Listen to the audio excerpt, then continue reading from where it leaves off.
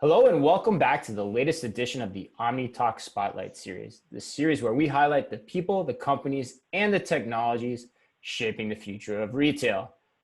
Today's a fun one, folks. We've got another great show. We are joined today by a company that has been in the news quite frequently over the last couple of months, and that is FitMatch. We are joined today by FitMatch's founder and CEO, Haniff Brown.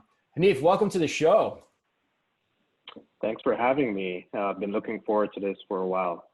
Yeah, I think we started talking. I think we met, but gosh, Brown, was probably 2 or 3 months ago, and we've been looking for a time to do this, and we nailed it down. And I think our audience is gonna like this conversation a lot because I think you're on the cutting edge of some really unique things, especially in the apparel space. Why don't we start though, where I think most of our conversations start, which is in the beginning, who are you? And what is FitMatch and how it all came to be? Yeah, so again, thank you for having me. Name is Haniff Brown. Have a sort of normal path to founding FitMatch and a sort of weird path. Normal in the sense that I've been around retail since I've graduated college. I went to Williams. I was a math and psychology double major, so sort of had an analytical background, but liked people, and decided to go in investment banking and retail, and really loved it. I loved helping companies, seeing different companies in the space grow, and loved it so much I went to a retail-focused private equity firm called Freeman Spogli that invests solely in retail and consumer deals. So for the better part of 8 to 9 years, I saw everything about what was happening in retail from a very intricate diligence point of view, but also what the future of retail looked like. I learned how to predict, looking at a company today and predicting what it would look like 5-7 years down the road. So in a lot of ways, yes, I didn't start in fashion, I didn't start in apparel, but I sort of had this affinity for the space as well as how to build companies within the arena. So that's really sort of led me really into where we are today with FitMatch. Yeah, and so what were some examples? I'm curious when you talk about you could see kind of where companies were and then where they're going. Like, what was some examples that you still think about, or where you saw that kind of play out? I'm curious. Yeah, I remember one company I worked at with as a portfolio company at my private equity firm. It was a restaurant called First Watch, and it's a breakfast restaurant. Yeah. Had 50, 60 locations, and today it has close to 450. And that means over the course of our ownership, it really sort of ballooned. But it really takes a lot of I'd say foresight and expertise to really see what's valuable in a concept here in this small market, in this small database that you have, and why the entire America would love it. And so you learn a little bit about what to look for, what metrics matters, what KPIs count, what makes something scalable and portable, what aspects of it are scalable and portable, at what points do you turn on the engine and deploy more capital, at what points do you slow down and build it out before deploying capital. That's one example that rings true because I saw that sort of evolution as to, hey, is this something other people outside Florida may like, to now being in 25 states and everyone loves it. And so that is just one tiny example of sort of some of the skill sets that you sort of learn in that space. And Haniff, I imagine you probably saw a lot of white space and areas that needed development. And it sounds like FitMatch was one of those areas. Can you talk a little bit about how you came to design this platform and a little bit about what it does? Yeah, so it came from really two things. It came from a business aha moment, and it came from a personal aha moment. From a business point of view, we were looking at a deal at a discount retailer that had these big contracts to absorb returns from Target and Walmart, mostly apparel returns, and sell it for 10, 20 cents on the dollar. And now that company is probably a $500 million company. So they're really like just using the inefficiency in the market for shopping for clothes. And we're doing diligence, and I saw a Target truck pull up and just drop off a huge amount of clothes on the floor. Sure. And I remember thinking to myself, I'm like, God, not only just the waste, right? But like how many hours went into people ordering the wrong things, right? And I turned to the CEO of that company. I'm like, so aren't you going to measure how many clothes they just dropped off? And he's just like, no, it's too much. It's like a waste of time. We just measured a truck in metric tons almost to get a gauge of how many returns. And this is an ongoing thing. And that was 5 years ago. The problem is probably worse today. Right. So that was one idea where it really started to like percolate really get the idea going. But it was the personal one was my cousin thought it was a great idea to purchase clothes for my mom. And of course, nothing fit. I mean, literally like 15 items didn't fit. And my mom said to me like, hey, can you go return them? And I was driving for like 30 minutes and I'm like, gosh, like I know this is a big problem, but now it's like a personal problem. And so those two things really led me down to the path of really building, learning and using some of the knowledge that I know on what how retail works, how it scales, et cetera, and combining it with some of the ideas around what the future of shopping for clothes should look like. That's cool. We see all sides of the spectrum here too when we talk to entrepreneurs like yourself, where that's definitely a personal moment for you, right? In terms of seeing that and then having to do those returns. Whereas we'll talk to some other people who are like, no, this was a strict math exercise, and we thought that the TAM was this, and so we're going after it. But for you, it was more of a kind of this very salient moment in your life. What happens next though in this story, right, is really interesting. Like, so you saw these needs, but what did you do next? Like, how did you say, I'm going to go out and capture this or find an opportunity in this? Yeah. So, next I started talking to different people in the space about different aspects, started researching companies who are suffering from the problem, as well as companies who maybe try to solve the problem.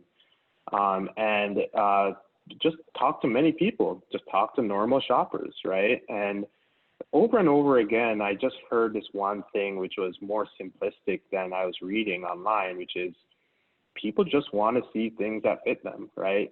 People just want to see that one Uber car to get them from point A to point B. They don't want to see a billion things. And as I started looking at the solutions on the market, I just didn't see that. And I met a professor at Cornell University who I pitched my idea to, and she sort of took me under her wing for about three months up in Ithaca. And she said, if you move up here, I'll show you some of the body scanning technologies. I'll show you some of how 3D works. And I'll allow you to work with my PhD students for 2 or 3 months. And so I made the decision to sort of go back and forth between the city and Ithaca for a couple months. And that's really what led me to building a team and going after the opportunity as to where it is today. So Haniff, what was your idea when you went up to Ithaca, and how did it kind of evolve into what happens today, the 3D body scan?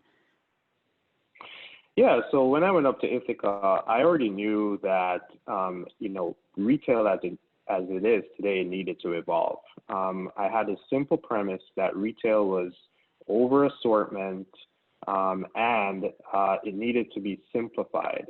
There was too much clutter on floors. Even when you go to brand's website, it was just too much. And so I had this theory that you could still use the physical retail landscape, but it had to change. And so I knew that it was a combination of technologies that could really drive a seamless user experience where you don't have to have 10,000 square feet to serve customers in a store. Or you can use physical retail to collect data and actually power the online shopping experience in better ways. So I went up there with almost a fresh mind, right? I wanted to learn. We did several case studies with MBA students, a lot of surveys, a lot of drilling down into understanding what they like, what didn't fit them, why it didn't fit them, what they thought fit them. but really with the mindset that I was going to use all those learnings and create a truly, what I believe represents what the future of retail should look like, leveraging technology, using and leveraging the best of a the physical lens, and as a bridge to online, which is ultimately where most people would transact anyway. So tell us more about that. So like, and to set context for the audience, the big announcement with that led us to first talk to each other was the big announcement you had with Brookfield Properties about, putting these installations into some of their locations. So talk to us about that. So what, how did everything evolve, and what exactly, walk us through it from a user perspective, what exactly is happening in those Brookfield Properties with FitMatch? Yeah, so how everything really evolved was quite simply, I decided to do one of our installations in a Miami location, and that Miami location was owned by Brookfield. Okay. And so the local team there was like, what's this? And they sent it up to corporate, and then corporate was like, what's this? And then honestly, just, started to build a rapport with their team, started to understand what they were looking for in next generation retail concepts. And, really understand that they know what the problem is, right? They are fully aware. It affects their bottom line. And so really working with them in really building what this could be. So we did another project with them in Houston late last year.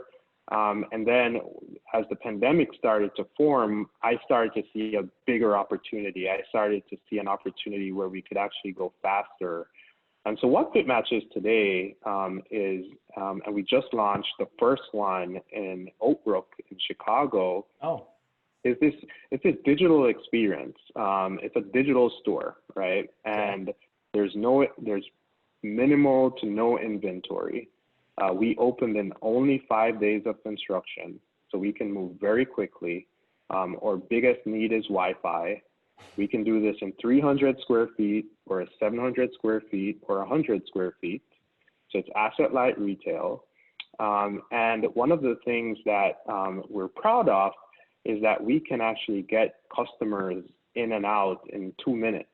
Mm-hmm. And so essentially the shopping experience looks like this. You're walking in or walking by to Apple.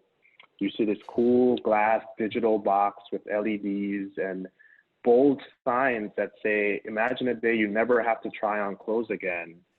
And so you walk in, on your phone, you answer about 8 questions. So you text the number, you get a URL sent to you. You answer your question, you say, I'm Anne, I'm Chris, and you give us some information on yourself. You tell us what fit preferences you have. We learn about your birth year, your height, your weight, and so forth. And then you go through what we call getting fitched.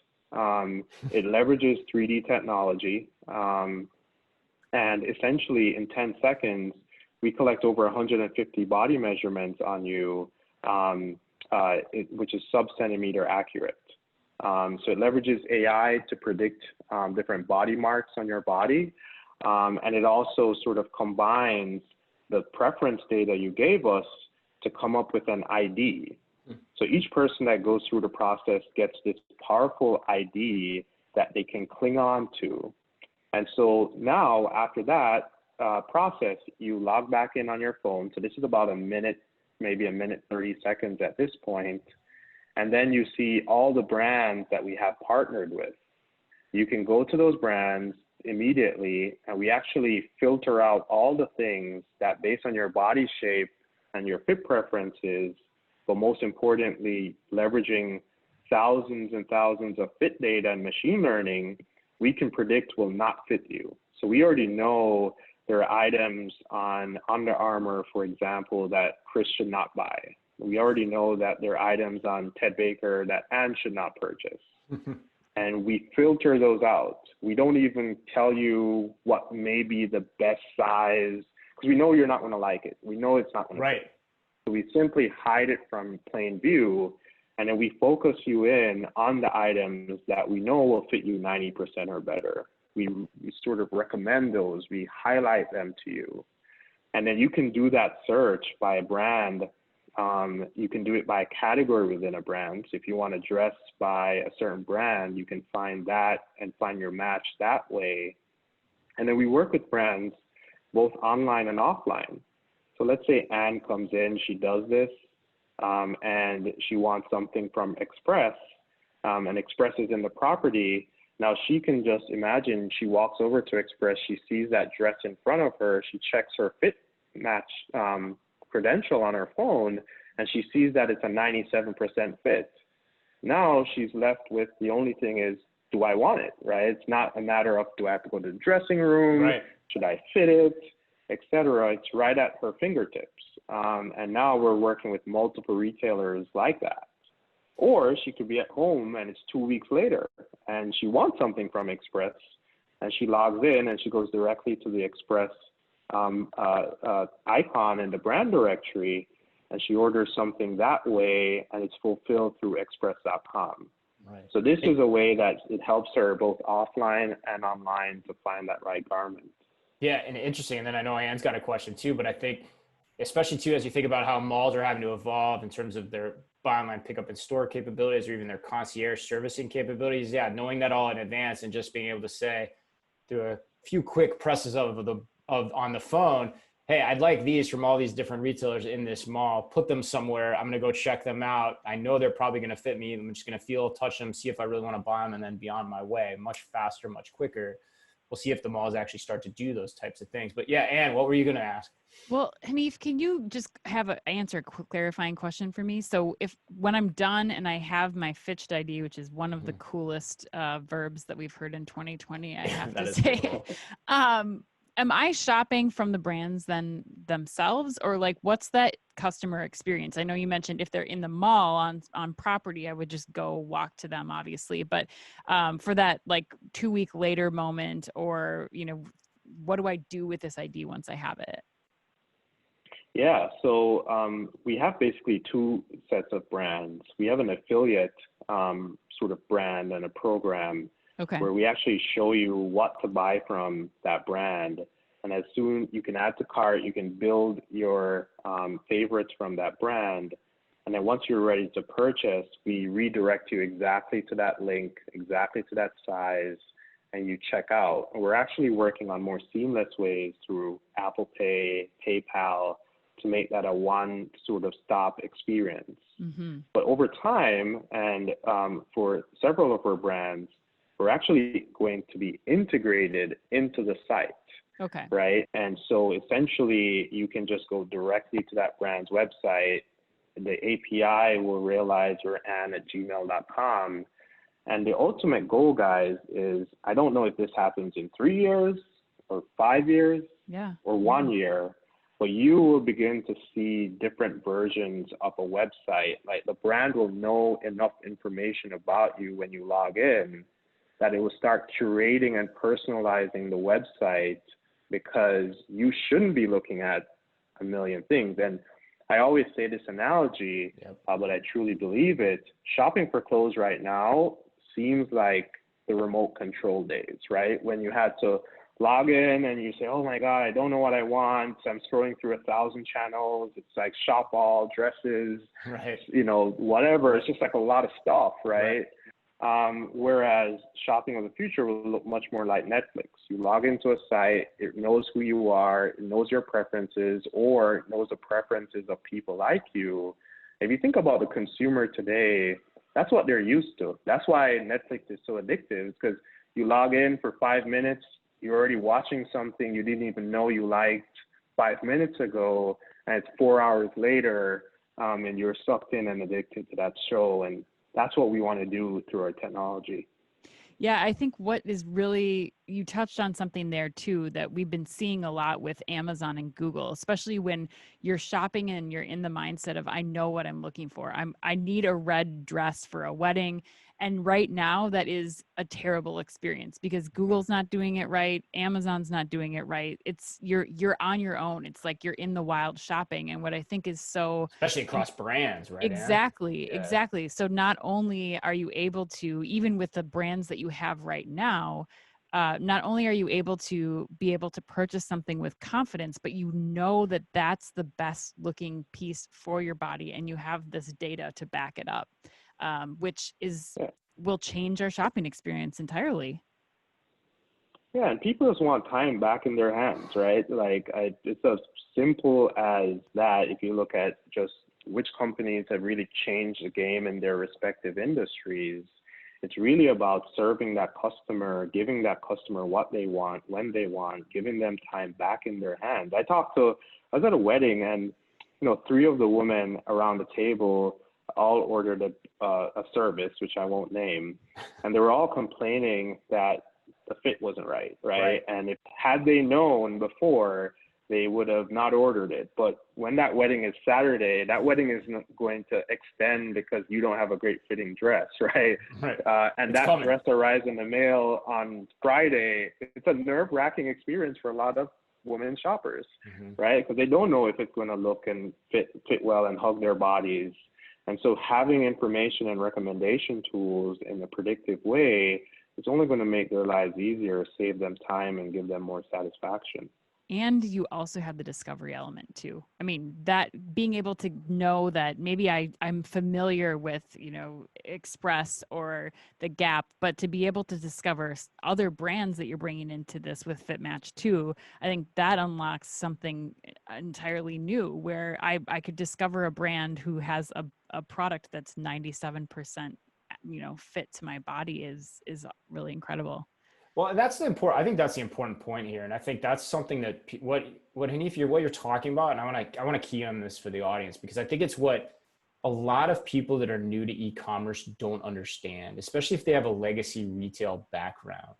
Legacy retail, bricks and mortar background, your job is to curate. You have only so much space you can put inside of four walls. So you're going to pick the products that you best think those four walls.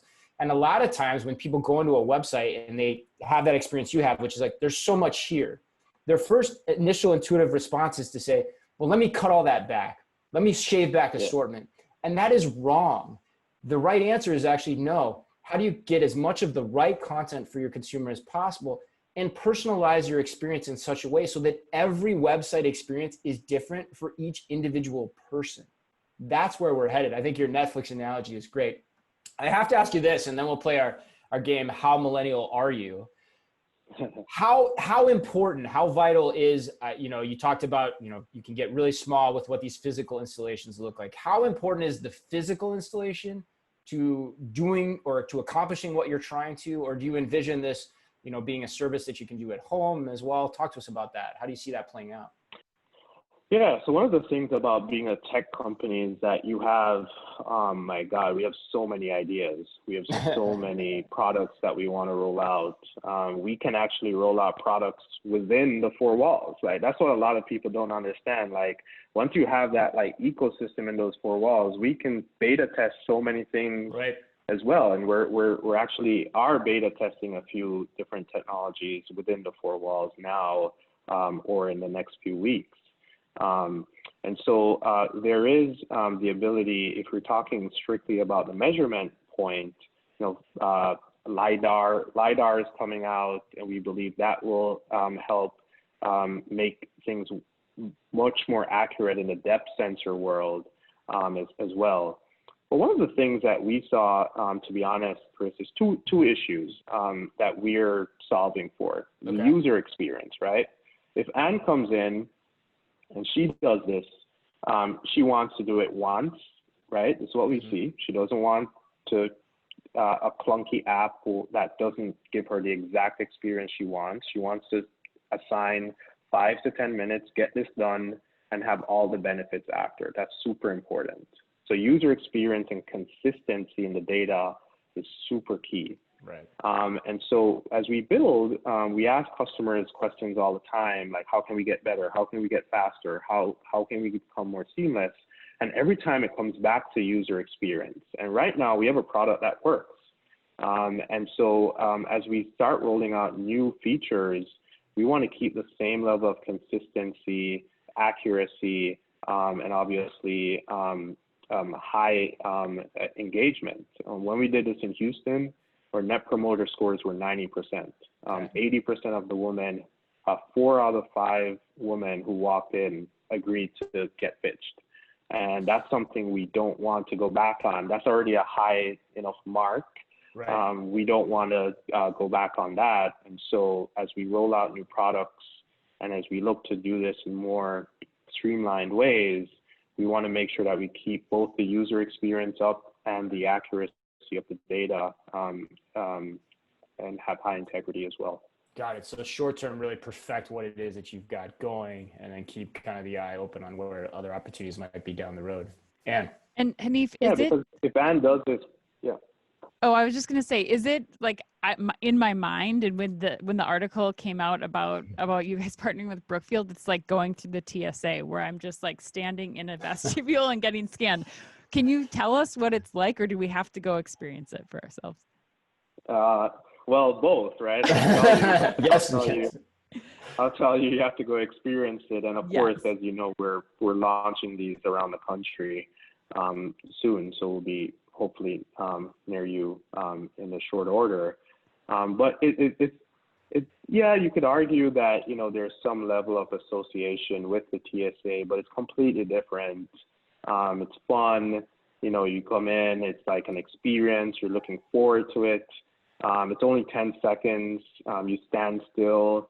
You go in, it's private, and it's interactive. And what we see as to why 80% of people actually who don't know what it is sometimes come in and agree to do this is they love the instant gratification. They love the fact that they can do this and immediately they get data back to them that's useful. A lot of them say, well, I didn't know this about myself, or I didn't know I was this or that. And we give them comparative tools that they can understand why they have fit challenges, because that's another issue. A lot of people don't know why they have fit challenges. So a big part of that is that. And then the second part is the value exchange. Like a lot of them have to see that, look, if I give this app this data, or if I do this for 3 minutes, it's worth it, right? And so those two things around both the value exchange as well as the, you know, providing the right user experience and tools, et cetera, really makes, you know, what we're doing really resonate with that end consumer. And Haniff, what retailers are signed up for this right now? So you've mentioned a number of retail partners. Are there any that you can talk about publicly? Yeah. So on our platform today, you'll see a super eclectic mix of brands that we're adding to over time. So brands as large as Under Armour, as large as Express, brands that have both an offline and an online presence, so that we can do some of the different user experiences that I was mentioning, as well as smaller brands or more local brands. Especially in Chicago, we want to launch a good group of local brands. We want to be supportive. It's not about only serving big, you know, multi-billion-dollar brands. This is about providing a universal experience for shoppers who may want their favorite Chicago brands on the platform as well. So we have an eclectic mix, and we want to keep it that way. Very interesting. And if I know my partner, she's probably already wanting to talk to you about that last point a lot more when you talk about local brands and helping them out, because that's very much in our wheelhouse and our ethos. So, well, man, that was awesome. Anne, are you? I think it's time. I think we transition here. I think we put him on the hot seat. He's handled himself. I'm nervous. What do you think? Oh, no, don't be nervous. It'll be fun. Plus, you already know a lot of the future, so I'm sure you're going to do really well. And how millennial are you? And you're way more millennial than us already. Yes, so. for sure. All right, Haniff, the first question is, you're going to pay for something. We'll say you're at the grocery store. Are you pulling out a credit card, or are you using mobile payment?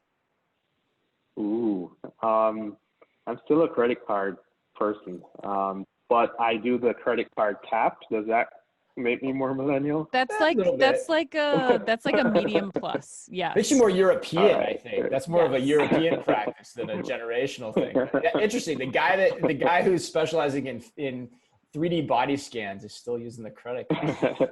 All right. We'll see how that plays at the office. All right. All right. The next one, in the last week, how many times have you ordered food or drinks from an app? In the last week, about 4 times. Okay. Well, Good. well, as a family, so my wife orders everything online, so Okay. she's bringing me along here as well. Okay. All right. So collectively, yes, I would say that gets millennial status. That answer to that question. Oh, we've heard 0 Um, before. So yeah, yes. four is a good, that's a solid answer for sure. Do you have any favorites? What are your go-tos? Well, we have a local sort of restaurant here that we order to go frequently. So we just get the app. It's just pretty easy to do it. Yeah, nice. And grocery, we're pretty big on grocery right now. Especially right now. Just using to go, Absolutely. Target, etc. Absolutely. All right, last question. If you could only use one social platform, which one would you choose and why? Wow. All right. This one is easy. Instagram. I find it super engaging. I feel, a lot of my friends use it to communicate. Sometimes I don't even have to call them. I sort of just know what they're going through. And I just find it super easy and visual as well, and all that stuff. So I would say Instagram. I think that qualifies. Now I'm just waiting for my Fitched ID to be attached to my Instagram shopping profile. So if you can work on that, Haniff, then we'll for sure give you free and clear millennial status. Thank you for playing. Yeah. If we ever had a guest that I thought was going to pick Instagram, this was definitely the one.